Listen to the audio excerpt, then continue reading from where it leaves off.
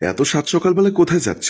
আমি কোথায় যাচ্ছি সেটা জেনে তোমার লাভ কি? স্বামী স্ত্রীর মধ্যে লাভ আর লোকসানের হিসাব চলে না। আমি তোমার প্রশ্নের উত্তর দিতে বাধ্য নই, কিন্তু আমাকে বলে তোমার বাহিরে যাওয়াটা উচিত। আমার যথেষ্ট পরিমাণ বয়স হয়েছে, কোনটা উচিত আর কোনটা উচিত না সেটা আমি ভালো করে জানি। আমাকে তোমার জ্ঞান দিতে হবে না। বলেই হনহন করে মিম বেডরুম থেকে বের হয়ে গেল। অপূর্ব মিমের পিছু নিল। রুম থেকে বের হতেই অপূর্ব পেছন থেকে ডাক দিয়ে বলল, এত শৃঙ্খল হওয়াটা কিন্তু ঠিক না। গতকাল সারা রাত তুমি বাহিরে ছিলে, ভোর 5টার সময় বাসায় এসেছো। আমি তোমার কাছে জানতে চেয়েছি, কিন্তু তুমি কোনো প্রশ্নের উত্তর দাওনি। এবার মিম অপূর্বের দিকে তাকিয়ে রহস্যময় একটা হাসি দিয়ে বলল, আমি এই মুহূর্তে ডিভোর্স চাই। তুমি চাইলেই ডিভোর্স দেওয়া সম্ভব নয়। আমি পরাধীনতা চাই না, আমি স্বাধীন হয়ে বাঁচতে চাই। সংসার মানে পরাধীনতা নয়। তাহলে তোমার মা কখনো সংসার করতো না, তোমার জন্ম হতো না, আমার জন্ম হতো না। আমি কোনো কথা শুনতে চাই না। তুমি আমাকে এই মুহূর্তে ডিভোর্স দিবে। ডিভোর্সের ন্যূনতম একটা কারণ থাকতে হয়। বলো, আমার অপরাধ কি? আমি কেন তোমাকে ডিভোর্স দিব? আর যদি ডিভোর্সই নিতে চাইছো, তাহলে আমাকে বিয়ে করলে কেন? আমি আমার বাপ ভাইয়ের চাপে পড়ে তোমাকে বিয়ে করেছি। তাদের সামনে আমি না করতে পারিনি। তাহলে এখন তাদেরকে বলো, তোমার বাপ ভাইকে একটা সমাধান করে দিতে বলো। তুমি কি আমাকে বোকা মনে করেছো?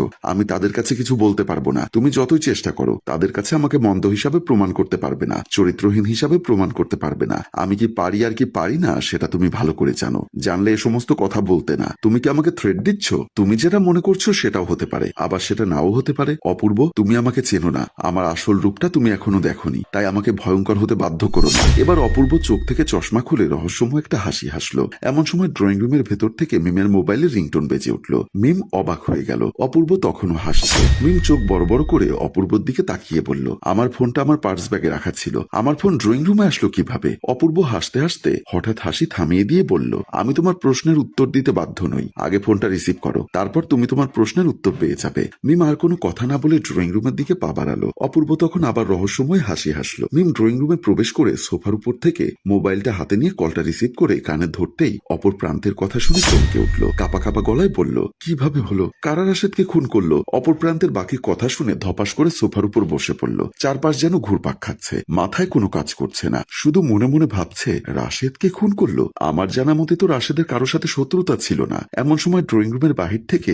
অপূর্বের হাসির শব্দ ভেসে আসলো। মিম মনে মনে বলল, অপূর্ব পাগলের মতো এভাবে হাসছে কেন? আর আমার মোবাইলটা ড্রয়িং রুমে আসলো কিভাবে? অপূর্ব কি আমার পার্স ব্যাগে হাত দিয়েছিল? ভাবতে ভাবতে পার্স ব্যাগটা খোঁজ করতে লাগলো। সবকিছুই ঠিক আছে, শুধু মোবাইল যেখানে ছিল সেখানে মোবাইলটা নেই। মোবাইলটা ড্রয়িং রুমে কিভাবে আসলো? অপূর্বের হাসির শব্দটা আরো বেশি কানের কাছে ভেসে আসছে। সবকিছুর উত্তর খুঁজতে মিম বসা থেকে দাঁড়িয়ে ড্রয়িং রুম থেকে বের হয়ে গেল। মিম ড্রয়িং রুম থেকে বের হতেই দেখতে পেল অপূর্ব ড্রয়িং রুমের সামনে দাঁড়িয়ে ঠিক আগের মতো রহস্যময় হাসি হাসছে। মিম কিছুটা রাগান্বিত হয়ে জানতে চাইল, সত্যি করে বলো, আমার মোবাইল এখানে আসলো কি করে? তুমি এখনো মোবাইলের চিন্তা করো? ওদিকে তোমার বয়ফ্রেন্ড রাশেদ খুন হয়েছে, ওকে নিয়ে একটু চিন্তা করো। কথাটি শুনে মিম যেন আকাশ থেকে পড়ল। মনে মনে বলল, ও কিভাবে জানলো রাশেদ খুন হয়েছে? কি হলো, আমার দিকে হা করে তাকিয়ে আছো কেন? কিছু তো একটা বলো। হয়তো ভাবছো আমি জানলাম কিভাবে, তাই তো? আমি আরো অনেক কিছু জানি। তোমার একান্ত মুহূর্ত কাটানোর বয়ফ্রেন্ড রাশেদের কাছেই তুমি এখন যাচ্ছিলে, কি সত্যি না? এবার মিম আরো অবাক হয়ে গেল। মনে মনে ভাবলো, অপূর্ব এত কিছু জানে কিভাবে?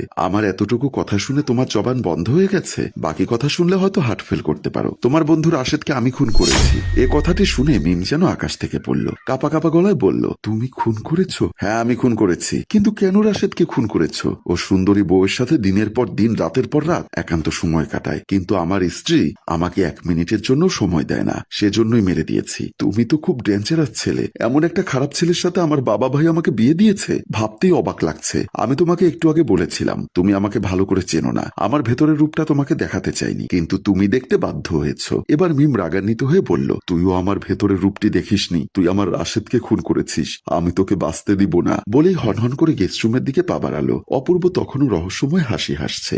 গেস্ট রুমের ভেতরে প্রবেশ করেই দেখলো বিছানার উপর তার পিস্তলটি পড়ে আছে। আবারও মিম অবাক হলো। মনে মনে ভাবলো, আমার পিস্তল তো এখানে ছিল না। আমি পিস্তলটা তো বিছানার কিনারায় লুকিয়ে রেখেছিলাম, তাহলে এখানে পিস্তল আসলো কি করে? এমন সময় অপূর্ব গেস্ট রুমে প্রবেশ করে বলল, তোমার পিস্তলটা এখানে আমি রেখেছি। মিম আর কোনো কথা না বলেই উত্তেজিত হয়ে বিছানার উপর থেকে পিস্তল নিয়ে অপূর্বের দিকে তাক করলো। অপূর্ব আবারও রহস্যময় একটা হাসি দিল। মিম গুলি করার জন্য পিস্তলটির ট্রিগারে হাত দিয়ে চাপ দিল, কিন্তু এ কি, পিস্তল থেকে গুলি বের হচ্ছে না। অপূর্ব আবারও জোরে জোরে হাসতে লাগলো। মিম ভালো করে পিস্তলটা চেক করে বুঝতে পারলো পিস্তলের ভেতর বুলেট নেই। অপূর্ব বলল, বুলেট নেই, পিস্তল থেকে আলাদা করে ফেলেছি, কিন্তু তার আগে তোমার লাইসেন্স করা পিস্তলের একটা বুলেট রাশেদের বুক বরাবর মেরেছি। মিম আরো বেশি অবাক হয়ে গেল অপূর্বের এই ভয়ঙ্কর রূপ দেখে। কাপা কাপা গলায় বলল, আমি এখন থানায় যাব, তারপর তোর নামে মামলা করব। করব।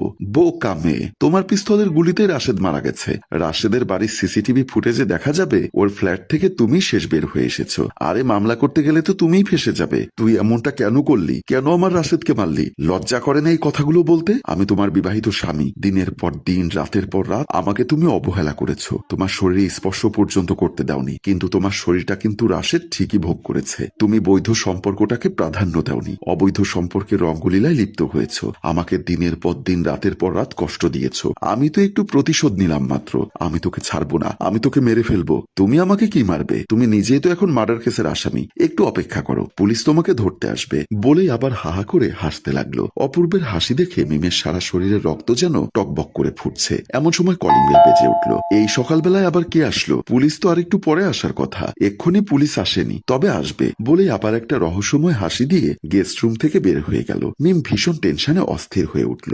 মেইন দরজার সামনে এসে দরজা খুলবে এমন সময় মিম গেস্ট রুমের সামনে দাঁড়িয়ে অপূর্বের দিকে পিস্তল তাক করে বলল, খবরদার দরজা খুলবি না। আমার কাছে এক্সট্রা কিছু বুলেট ছিল, পিস্তলে লোড করেছি। এবার তোকে আমার হাত থেকে কেউ রক্ষা করতে পারবে না। অপূর্ব আবারও মুচকি হেসে বলল, আজ না হয় কাল তো মরতেই হবে। আমার মৃত্যু যদি তোমার হাতে লেখা থাকে তাহলে মরবো। কিন্তু একটা সত্যি কথা কি জানো? আমি তোমাকে অনেক ভালোবেসেছিলাম। তোমাকে আপন করে বুকে নিয়ে সারাটা জীবন কাটাতে চেয়েছিলাম, কিন্তু তুমি আমার স্বপ্ন আশা সব ভেঙে দিয়েছো। আমার জীবনটাকে নরক বানিয়ে ফেলেছো। তারপরও চেয়েছিলাম যে তুমি ভালো হয়ে যাও, কিন্তু যখন দেখলাম তোমার মধ্যে পরিবর্তন সম্ভব না, তখন নিজেকে পরিবর্তন করে ফেললাম। আমার এখন আর কোনো আফসোস নেই। তুমি চাইলে আমাকে মেরে ফেলতে পারো। বলেই দরজা খুলতেই মিম পিস্তলের ট্রিগারে হাত দিয়ে গুলি চালালো। দরজা খুলে মিমের বাবা বাসার ভেতরে প্রবেশ করতেই অপূর্ব একটু সরে গেল। গুলি গিয়ে মিমের বাবা মুমিন খানের বুকে বিঁধল।